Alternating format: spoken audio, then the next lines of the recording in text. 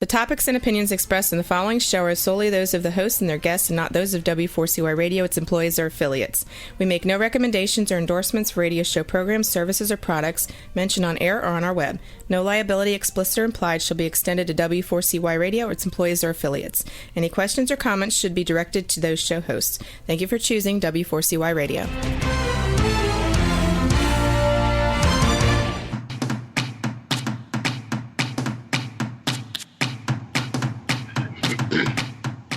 Welcome back, everyone, to the Geek Skeezers and Googleization show, where we talk with HR and business thought leaders about living and working in a world where the wired, the tired, and technology converge. I'm your host, Ira Wolf, and I'm joined again by my co-host, Keith Campagna, and our sponsors, JobVite and Success Performance Solutions. Before we dive into this week's show, I want to take a few minutes and just thank everyone who's listening live today, as well as the nearly 10,000 listeners we get on iHeartRadio, Apple Podcasts, and kind of combined from another 20 or so podcast platforms. Our first Geek Skeezers and Googleization show was just 10 months ago, and Keith and I can't thank everyone for all the support. Because of the fantastic year, we're excited to announce that we renewed our agreement with W4CY.com for another year. So we'll be back for another, actually 14 months, I guess. We must send out a special thanks to all the guests who've made Geek Skeezers and Googleization. Can't say that. Geek Skeezers and Googleization. I almost choked on my words. And like our guest today, who we'll bring on in a few minutes, Scott McKenzie from EJ4. Each week just gets better and better. So it's exciting. I think, Keith, you and I got to talk about even, some type of shorter, doing some briefs or updates or something a little different. But right now, I mean, it's crazy. Keith, you remember Enrique? You've talked with Enrique Rubio. Yep. He's been running a 2020 summit the last couple days on LinkedIn. Yesterday's were fantastic. I got to hear a few this morning because it's right up in line with what we're talking about today. And from there, I heard 3 people. I invited 6. 3 immediately said yes to be on the show. And we've also booked from just kind of meeting a few people at SHRM and other places. We've got some really heavy hitters coming on who are kind of the leaders in this world of future work. We got Ben Eubanks in a couple weeks. Matt Charney. Matt Charney. We've got Frank Deanna. I came across him a few weeks ago, and he immediately agreed. Yesterday, Patty Fletcher was one of the panelists, and she's on there. So we're actually booked right up through mid-October, and that's the good news and the bad news. So I've got a lot. I want everybody on right away. Right.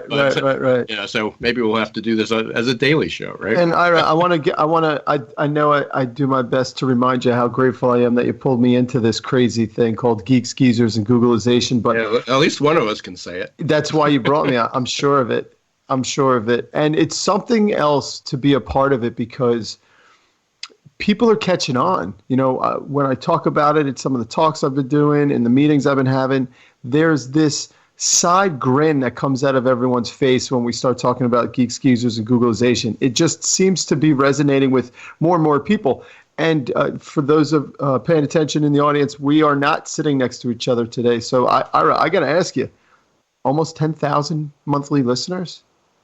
Yeah, absolutely. Awesome. Yeah, we it just keeps growing, and the hardest part for those who do podcasts, I mean, everybody wants to know what the numbers are. We have our live show, and then we have it first goes out to iHeartRadio, which is a huge listener base, but then it also goes to Apple and Google Play, and it's really tough to get a lot of the stats from all these places. They're just not aggregated. The business is exploding, and so we track them. So who knows? We may have more, but I know from aggregating all the listeners we've got, we're very close, if not exceeding 10,000. So that's great. What that's allowed us to do, kind of taking it to the next step, is the new website's gone up. just went live yesterday, and I know you've seen it. You can visit it at geekskeezersgoogleization.com. It doesn't have the "and" in there. We'll be combining the there's a couple different versions of the site out there, but we'll be able to go there. So go to geekskeezersgoogleization.com. All the episodes are up there except for the 2 from July. So those should be up in the next 24 to 48 hours. We'll be adding some special offers, some events, some news. Going to put up the upcoming schedule so people can see who's coming on and make sure that's on their calendar. Again, you can listen live 1 o'clock Wednesdays, every Wednesday, or you can listen anytime you want on the podcasts. They're usually available on the podcast within 24 hours or so after we're live. But with the website, it'll be good. We can start a community. I've updated. I had a page before. It wasn't very active, but there's a Facebook group. We want to create a LinkedIn group. Hopefully, we'll be able to get some conversations going on the website.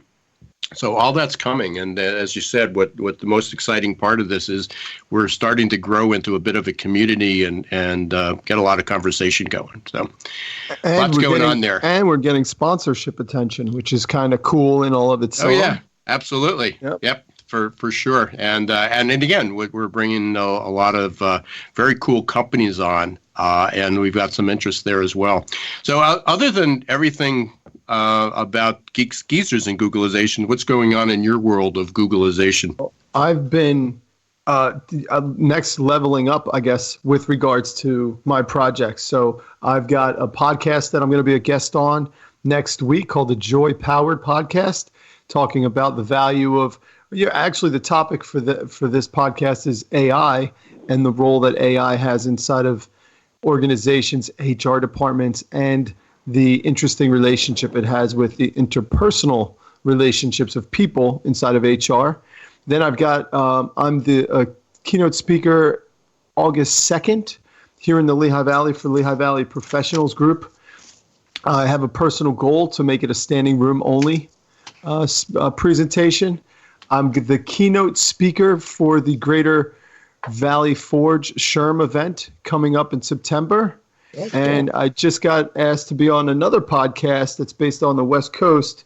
We haven't figured out what date I'm going to be on there, but things are rocking and rolling here, Ira. Lots of good stuff going on. HROI is about to go live. We just finished our user interface process.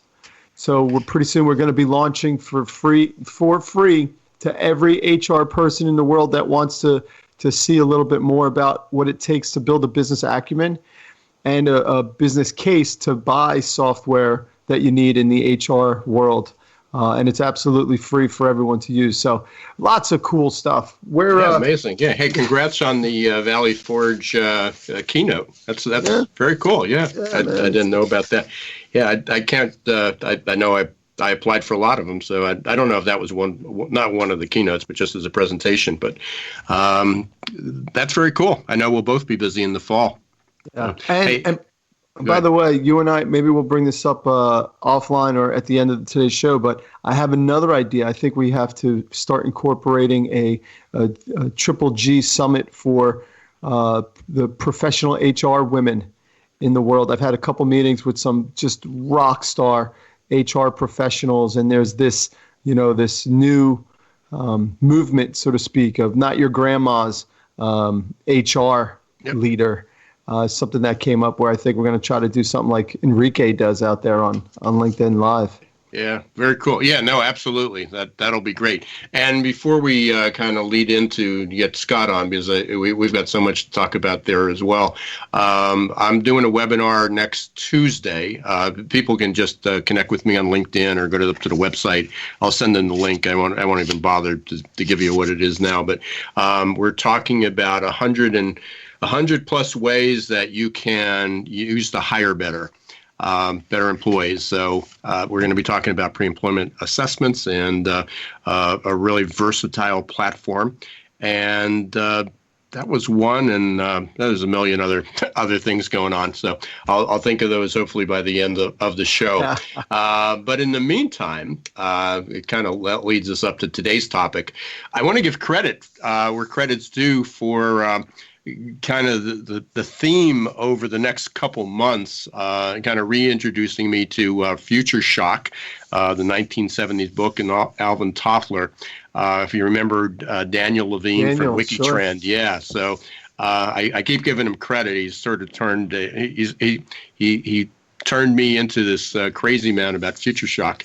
But Alvin Toffler had a great quote.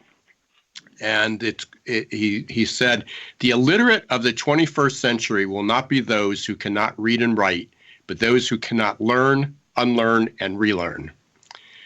That's a perfect setup for today's show. And so we're going to be talking about learning and relearning and reskilling, and especially with Scott, eLearning.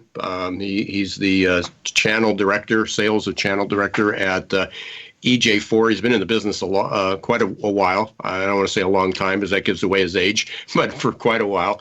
And it's also really good timing because Amazon, big headlines the end of last week or early this week, was that they're spending over $700 million, and some said it's closer to $1 billion. But let's be conservative, $700 million to upskill 100,000 employees that they have, because they know that they will be out of work if they don't give them new skills. And, unfortunately, most companies don't have the deep pockets of Jeff Bezos and Amazon. And with 90% of businesses as small businesses, many have zero budget for training and development. So we're going to be talking about how small companies, medium-sized companies, how individual employees can access great content, what they can do to upskill and train their employees, and that's our theme. So I'm really excited to bring Scott on. Scott and I have known each other for maybe 10 years. We met a few years ago at a consultants group where I think he first was working with EJ4. He pitched us. I liked the solution, but I wasn't quite in the training and learning space. I was still really, really focused, as I still am, on employee assessments. But we kept running into each other. Last year, he and I ran into each other at Cornerstone Convergence, and again this year. And sometimes it's just timing. And so we're starting to figure out how to work together, and that was one reason to kind of get him on the show, just to talk a little bit about more. But the more over the last few weeks, kind of the learning aspect and the reskilling has just come to the forefront. So EJ4 has certainly evolved from the first time that I got to know them, and so it was really good to talk about this. And then with the Amazon announcement and some of the other things going on, it was time to bring Scott on. So, Scott, without any further delay, welcome to Geek Skeezers and Googleization. Thank you for having me. I appreciate it. So I think it was you joined EJ4. Yeah, I mean, you've been in this space a while, but you joined EJ4 how many years ago? How long has it been?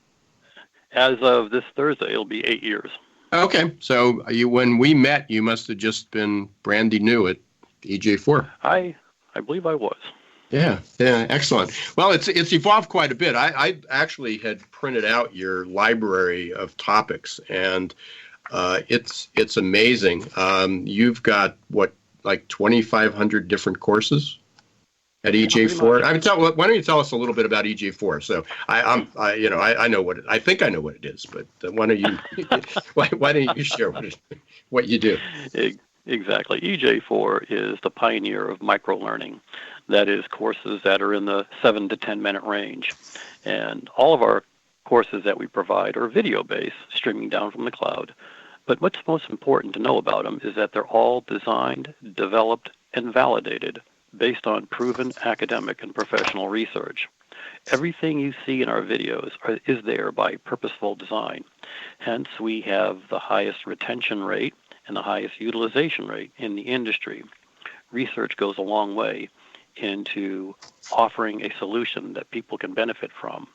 And our courses are designed to make our customers more profitable because we understand something that the MIT professor Peter Senge said in his book called The Fifth Discipline, and that is the only remaining sustainable advantage is to have a learning organization. In other words, you want to outlearn your competition, and today that's true more than ever.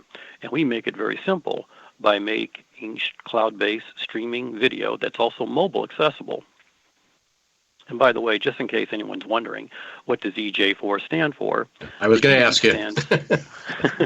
The E stands for electronic, like email or e-commerce, but the J4 is the format of our videos. You see, all of our videos are designed to be just as needed, just enough, just in time, and just right.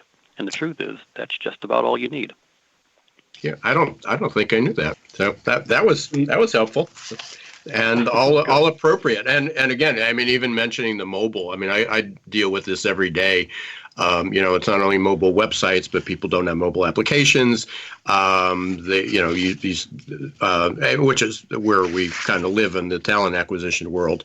But the assessments, many of them aren't mobile ready. So they're saying, why can't we get any young workers? And by the way, I heard this yesterday, or maybe it was this morning. There were so many great speakers at this 2020 summit, but they talked about the modern, referring to people as modern workers, where everybody talks about, we need to be mobile for the millennials.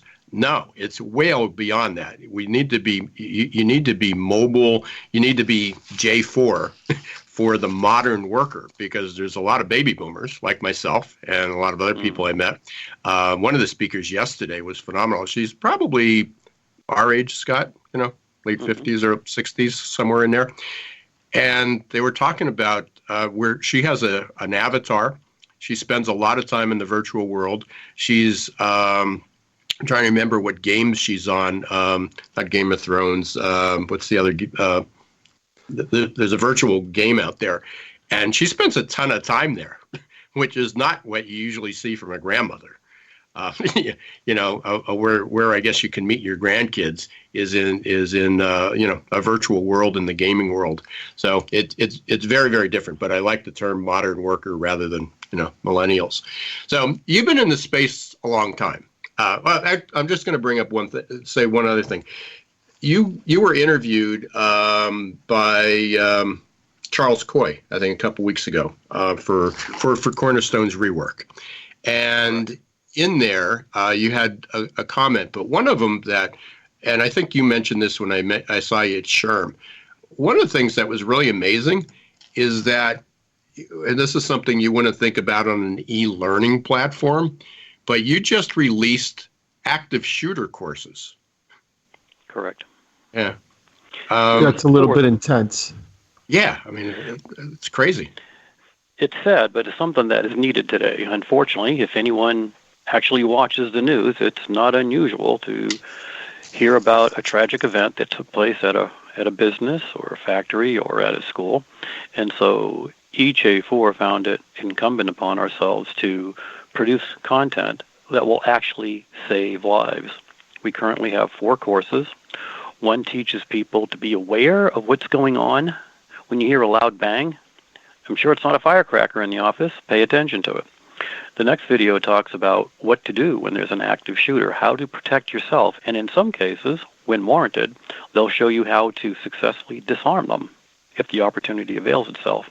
The next talks about what to do when the first responders show up. You see, when the first responders arrive, they're not there to take care of you. They're there to get a hold of the shooter and deactivate them. And lastly is how to treat those who have been injured or wounded as a result of the shooting. And that's really what those 4 videos about. And they're not there's some blood in them, but they're not gory. It's just enough to convey the message that this is serious. And everyone that I've shown it to, there's always quite a bit of silence afterwards, but they all share with me that the videos hit the mark, that they do resonate with them, and it made them fully aware of what to do when the situation should arise. God forbid that it does. So, I mean, in addition to that, and again, anybody can go up or I'm sure we'll give your information at the end, and they can download the libraries that you've got. But you have a compliance library, which another huge topic is bullying and also sexual harassment.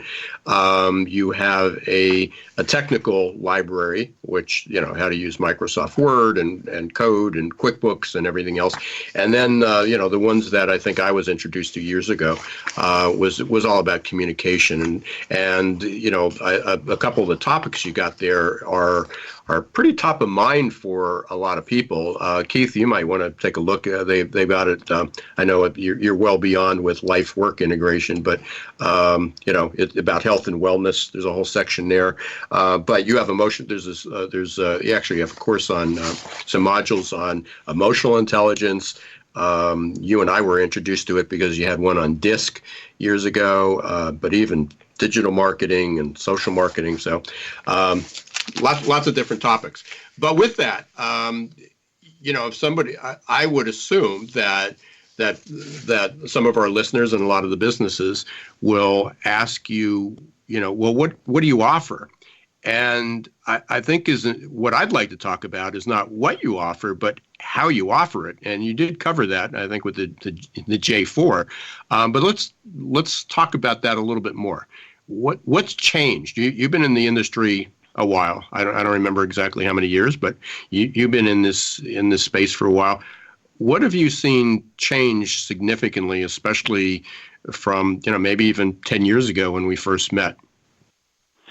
Well, first, I would say from my own experience, having once upon a time in my life being a director of a training department for a software company, and over that time, that was like 20 years ago, and I've noticed one thing, that we are slowly moving away from the classroom and into the virtual space. And I've always believed if you're going to be working in the virtual world, you've got to be real.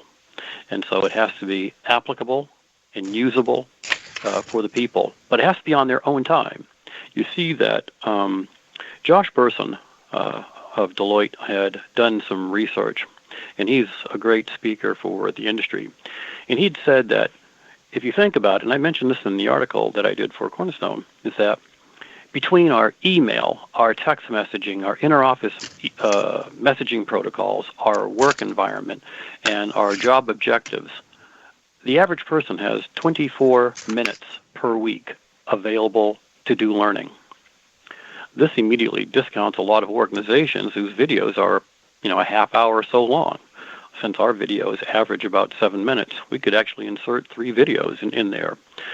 And the younger people today, as well as the older people, are adapting to the fact that knowledge is important, especially with the younger people. I'm very much impressed. My son is a millennial. He's an air traffic controller, and everything is all about learning. The young people are coming to the workforce. They're already mapping out their futures. They know where they want to be. They know how to get there. What they're looking for are the tools to help them get there. And what are the best tools that will help them achieve this? Simply stated, are the courses that are going to be easy to take and they'll be most impactful. You see, training of any type is only good if it can be remembered and applied. That's the thinking and theory behind EJ4, is to provide content that is not only memorable and engaging that people will watch, but they can actually reply it for immediate results. And if I can use the pun, the bottom line is that's what companies are looking for. And so this is where we are today. We do see e-learning being adapted into platform training. There are some courses that they have to be trained in the classroom. There's just no question about it. It's going to be done hands-on. And that's certainly understandable. But as a reinforcement to that training, video comes in to augment the training itself.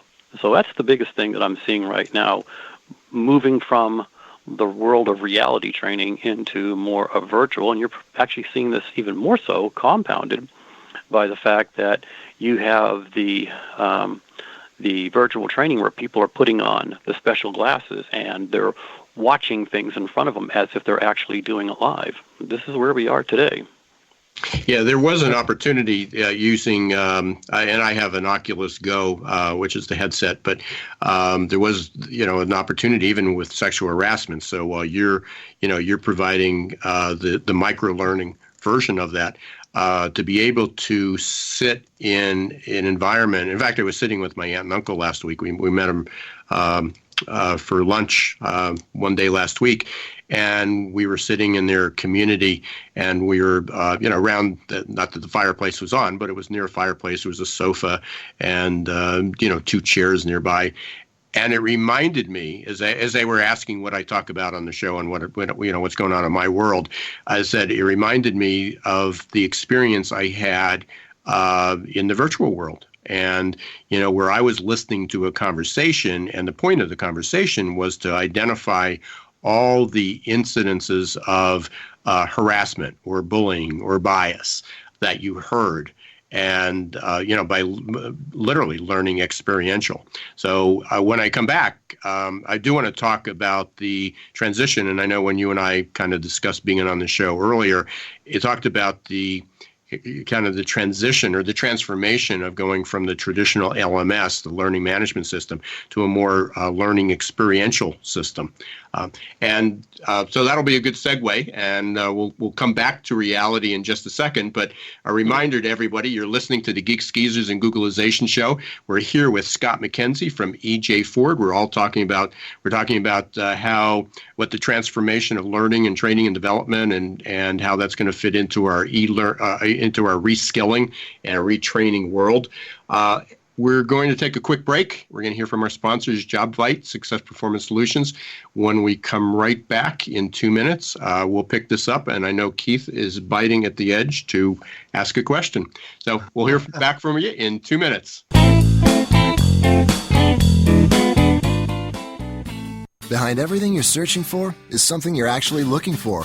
When you search with the Real Yellow Pages, you get more than a contractor. You get a whole new curb appeal. It's not just getting directions to a dry cleaner with YP.com. It's rescuing an old favorite from the back of the closet. And it's more than finding a locksmith with YP.com on your mobile. It's getting to sleep in your own bed. Whatever it might be, there are more ways to search and more ways to find exactly what you're looking for with the Real Yellow Pages, YP.com, and YP.com on your mobile, only from AT&T. What's up, everyone? This is Keith from the Geeks, Geezers, and Googlization show, powered by JobVite. JobVite knows career paths are made by people, not by open job requisitions. JobVite's platform ties recruitment marketing directly to applicant tracking and onboarding, creating continuous candidate engagement that effectively connects recruiters with qualified passive candidates. Used by over 50,000 recruiters placing over 1 million jobs, JobVite's platform impacts every company in every industry. Check us out at jobvite.com. Listen carefully. Up to 9 out of 10 job candidates visiting your company career page leave before completing an application. You heard that right. 90% of candidates who want to apply for a job at your company don't. That's just plain crazy, especially in today's tight labor market. Candidate experience matters. Stop turning candidates away. Let Success Performance Solutions help. Call us at 800-803-4303 or register at successperformancesolutions.com/W4CY. Schedule a no-obligation consultation and get special access to insider tips to recruit faster and hire smarter.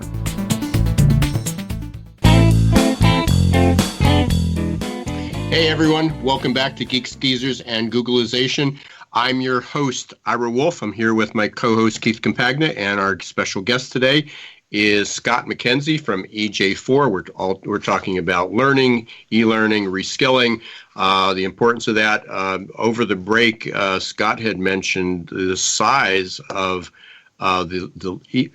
Scott, was this e-learning that was $35 billion a year, or was that learning or e-learning?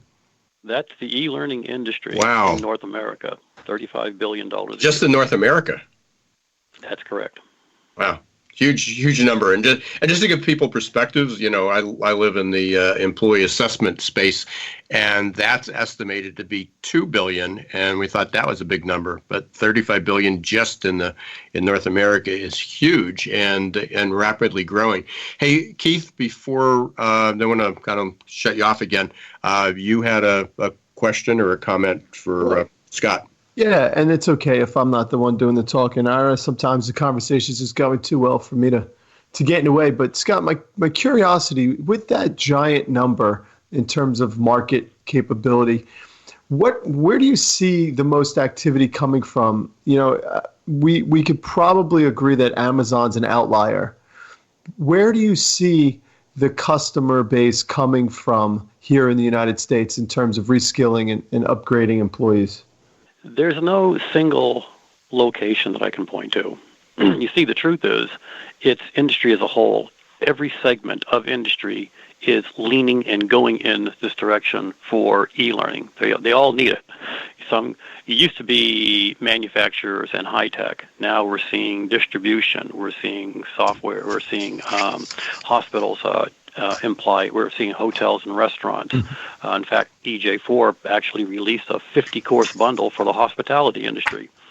They're all moving in this direction because if you think about it, every industry has turnover. Some industry has more turnover than others, like, for example, hospitality and retail. And so making this available does several things. One, it's got a low price point. Two, it's appealing and engaging for people to watch. 3, people actually learn from it. And lastly, it has the least amount of impact on overhead used to provide that training. So it's cost effective, it gets out there fast, and it's impactful. What about the people that are unemployed, people that are in transition? Is there any opportunity for them, or is that been something discussed where people, while there are some people that, JobVite had business as usual kind of job layoffs in terms of software companies not too many months ago. What about the people that are skilled and want to take advantage of their downtime so that they can come back ripping and roaring and maybe upgraded? Well, they can certainly approach one of our resellers and be able to purchase our software program, which has an incredibly low price point, to have access to over 1,200 Microsoft courses, depending on what version you're using. And when I say that, I'm talking about $35 a year for one person to have access to all those courses. I mean, that's small, but the return on investment is going to be great because you will have acquired those skills by watching in a format that you can actually remember from. Scott, can you go? I think you kind of glanced over that real quick. How much is it? About $35 a year per user. $35 for a year of seemingly unlimited information. I'd be surprised if anybody had enough downtime to chew through 1,200 7-minute videos. But if they did for $35, my goodness, they're on top of the world in terms of technique. Yeah, talking about coming out as a master of all trades, right? And the best part of it is it's mobile accessible to boot, so you don't have to be parked in front of a computer. In fact, I travel quite a bit, and I find it refreshing that when I walk past a group of people in a terminal area, they're sitting down waiting for their plane, and I notice they're watching one of our videos. Oh, that's cool. Well, there's a testament. Yeah. So, oh, go ahead. Pardon? No, go ahead. I don't see that too often with our competitors. Maybe I'm just not noticing, or maybe I just don't recognize it. But I know our videos when I see it because of its design. In fact, just to satisfy the curiosity of the listeners, did you ever notice that no matter where you travel in the world, the news format all looks the same? You have somebody in the foreground, usually seated, talking to you. In the background, you see graphics coming up that changes commensurate with what they're talking about. This is research-based. This is the way adults need to be communicated. I think it was, the research was done by the folks who did the Nielsen ratings years ago, and we actually use that in our videos, except we have somebody standing in the foreground. You usually see them from the waist up. They're talking directly to you. In the background, the graphics are changing to flow with the topic that they're pointing out. And also, I like to share that you'll notice that when the videos are being watched, every 4 to 7 seconds, something moves or changes. Well, this is designed to attach to our primal response. You see, our eyes are connected to the brain, so when the eyes move, the brain goes on alert. This goes back to when our ancestors were foraging through the woods. And when they saw the bushes move, the eyes would look, the brain got on alert because the brain's saying, okay, is that food or are we going to be its food? Right. So I love the way that this goes along with what we're seeing in HR tech. We're seeing companies every week, it feels like, coming out with user-based software. I remember getting into software in 2006 where we were telling people how they needed to interact and engage with the software. Now companies are coming up, especially the mobile companies. And if you're not mobile, you might as well not even release anything anymore. But it's wild to see that this is where we're at. We can mimic the news that, like you said, we have global familiarity with, which makes it that much easier to learn from. So Scott, we're talking about the content. I love that we're talking about the mobile aspect, and even a speaker this morning said, it was primarily focused on direction of HR, the future of work is where things are headed, and that she said I bought an Instapot. And, I didn't go out to take a course. What she did was she went online. She looked for the shortest course with the most likes and the most views, and watched that, how to use it. And that sounds like the model that EJ4 is using. But to get to that point, there's two aspects. We're talking about content. When somebody says, "Oh, I think we need this course," rather than kind of that cheap dip that everybody gets plugged into it. These can be personalized, but is there a way that EJ4, what's the assessment process? How do I know that this is the right course for me, that it's going to help me? And on the other end of it, delivering the course is one thing, but is there a measurement? Is there a process to measure improvement or retention from the participant, from the student who just watched it? That's kind of a broad question. I'm good at that. and let me share some things. One, content is provided to organizations that realize that they can't do it themselves, that they do need outside expertise to provide a solution that will arm their employees with valuable information that will improve the bottom line. And so one of the things that we do, and I'm willing to do this with anyone, is if they reach out to me, I have an email address of channelsupport@ej4.com and request a course list. And I have a course list that's built into a spreadsheet. There are little tabs at the bottom that says business skills, software, workplace compliance. And not only will you see the names of the courses, the duration of time, but there's also a description there. And off to the far side, there will be an indication of what language it's available in closed captioning. So we like to provide this list to organizations that are considering training, and it kind of helps them formulate. When they look at the descriptions, like, this fulfills a need that we're looking for. We need to get this course. And, we also need to get these ones as well. So, and plus, I'm always willing to speak with an organization to help guide them through. You see, I don't think you really have to sell the solution. I really don't. All I really want to do is share the information. Most people are intelligent enough to put two and two together and say, okay, I know what this guy's talking about. This makes sense. Because content is for companies that know what they want to do and how they're going to get there. They just need the support to help get there. Other organizations, they just don't know. I've kind of categorized it that there are three types of buyers. There's the apathetic buyer. This is the one that sees content as a check-off-the-box attitude. Just get whatever's cheapest, get this thing off my thing-to-do list so I can go on to something else. Then there's the inertia group. They tend to be content agnostic. The attitude is, well, we've always used Brand X. They never really crawled out from under a rock to look around and see what else is available. And then the best one is simply the ignorance, not in a negative sense. It's just ignorance for lack of knowledge. They they don't know what they don't know. They think all content is the same because they don't realize what their options are.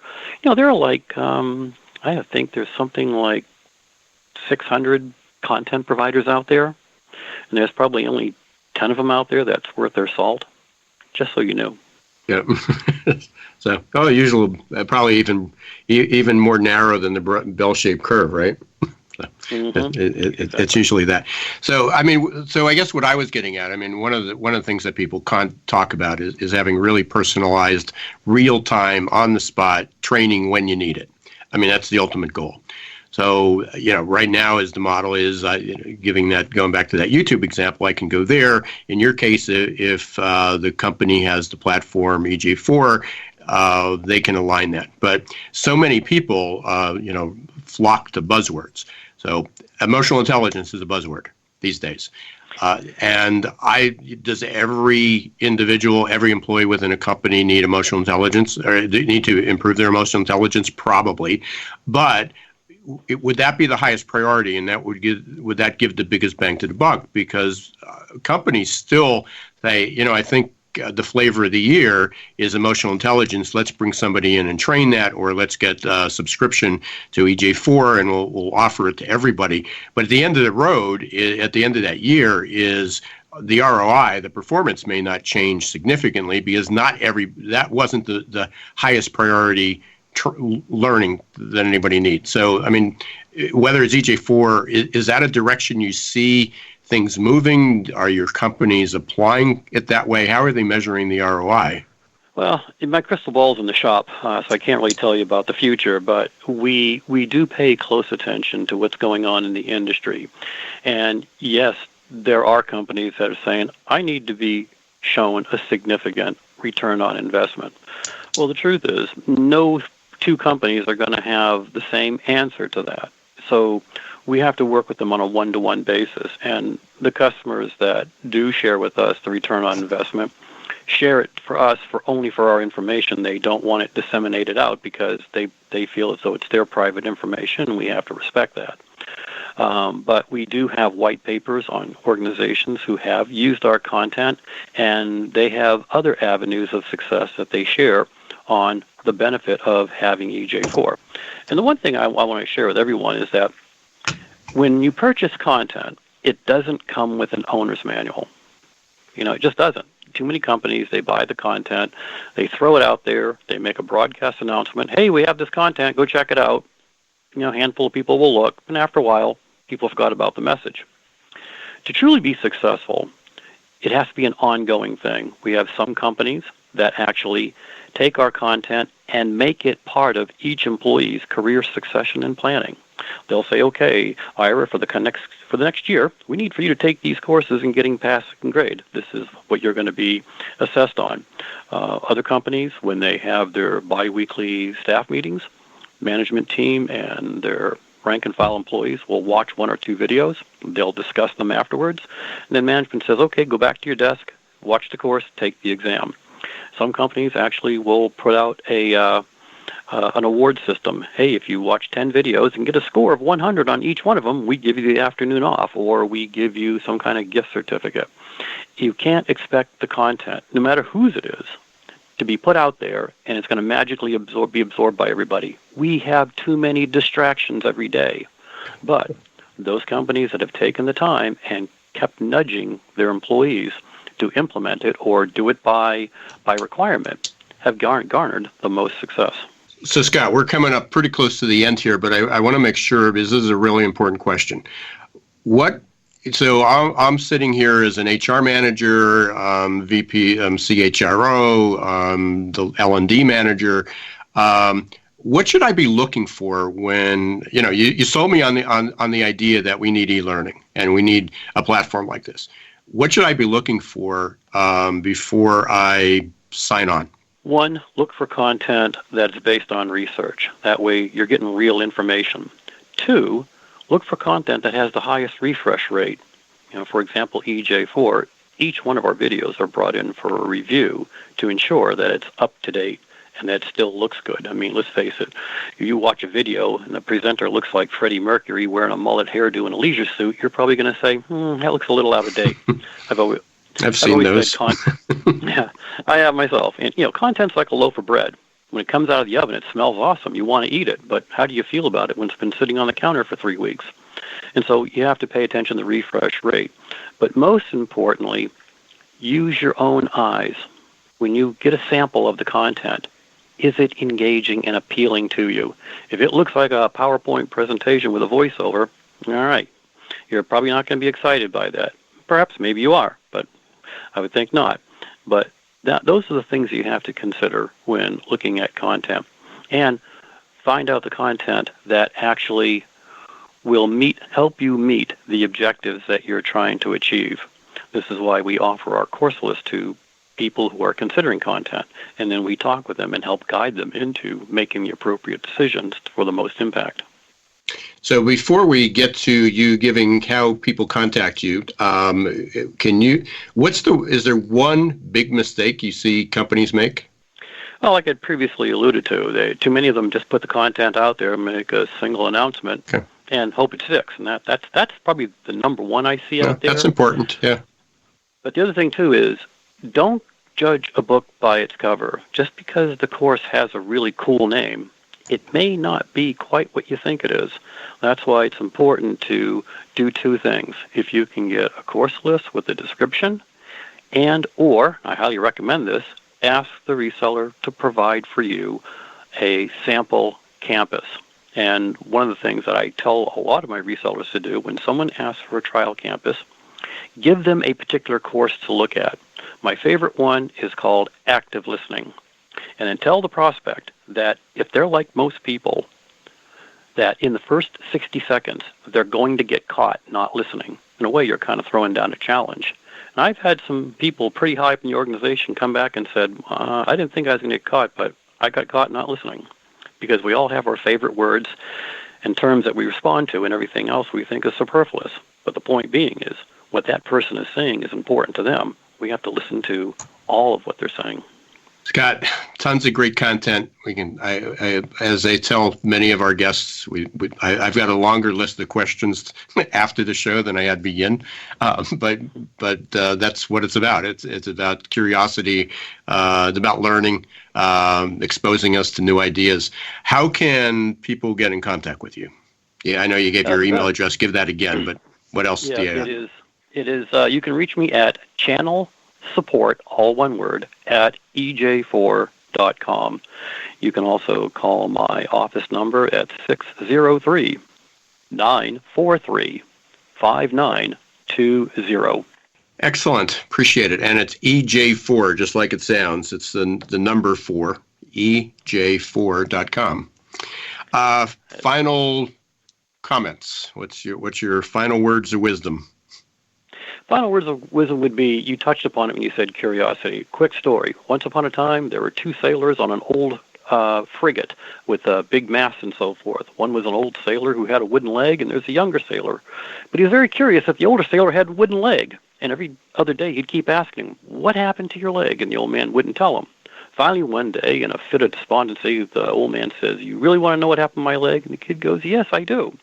The old man says, I will tell you only under one condition what happened to my leg. And go, okay. The kid says, what's that? If you promise not to ask me any more questions about my leg, I will tell you what happened. Do we have an accord? The kid says, I won't ask another question. So what happened? The old man looked at him and said, it was bitten off. Good point. Doesn't know what happened. Well, but the curiosity is, everyone who's listening to this are all wanting to know what bit it off. That's the power of curiosity. And that's why it's important to, if it hadn't been for curiosity, we wouldn't be making any growth. We wouldn't be expanding our knowledge. We get curiosity, what drives us there. Something happens, we have to ask, why did that happen? And it is one of the top skills by the World Economic Forum that people need, curiosity. Scott, we're rapidly approaching the end here. Thanks very much. Incredible show. You helped make it. We need to catch up on a couple things after this. We've been listening to Geek Skeezers and Googleization with Scott McKenzie from EJ4. We've been talking about e-learning, reskilling. Keith, any final words for today?